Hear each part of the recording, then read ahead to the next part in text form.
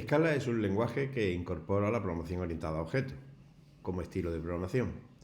En esta transparencia vemos cómo definir una clase para representar puntos bidimensionales. Se hace a través de la palabra reservada class y el nombre que queramos que tenga la clase, en este caso punto 2D.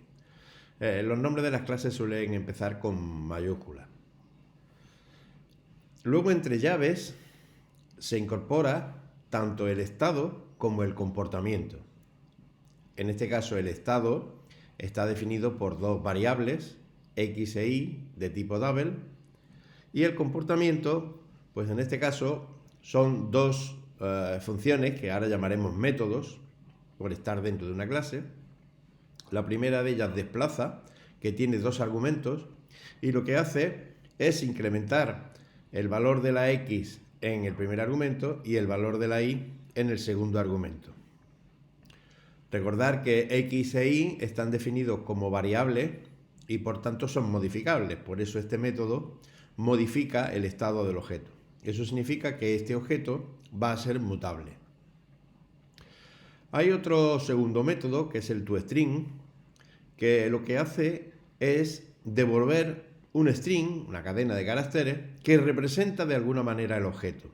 En este caso, pues como veis, aparece el string .2d, después aparece la componente x con dos decimales y después la componente y, es decir, aparece .2d y el estado. Bueno, pues esta es la definición de la clase. Nos falta por definir el constructor, pero en este caso el constructor es simplemente el nombre de la clase. El nombre de la clase coincide con el constructor. Vemos ahora que una vez que hemos definido la clase, pues podemos utilizarla desde un cliente. Un cliente puede hacer uso del constructor a través de la palabra reservada new. Con new, nombre de la clase, que es el constructor, podemos reservar memoria para este objeto, para el objeto que estamos creando. Reserva memoria para poder almacenar el estado del objeto.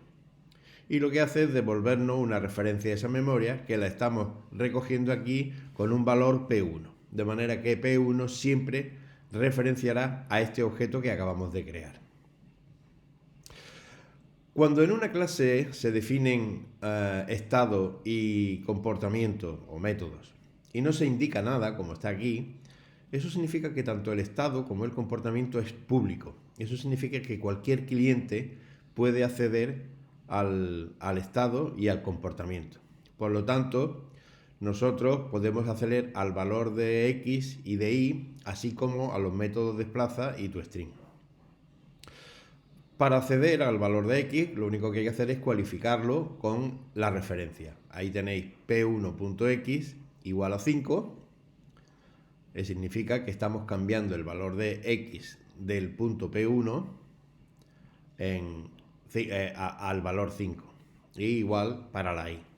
También con P1.desplaza y los argumentos que necesita, estamos utilizando el comportamiento.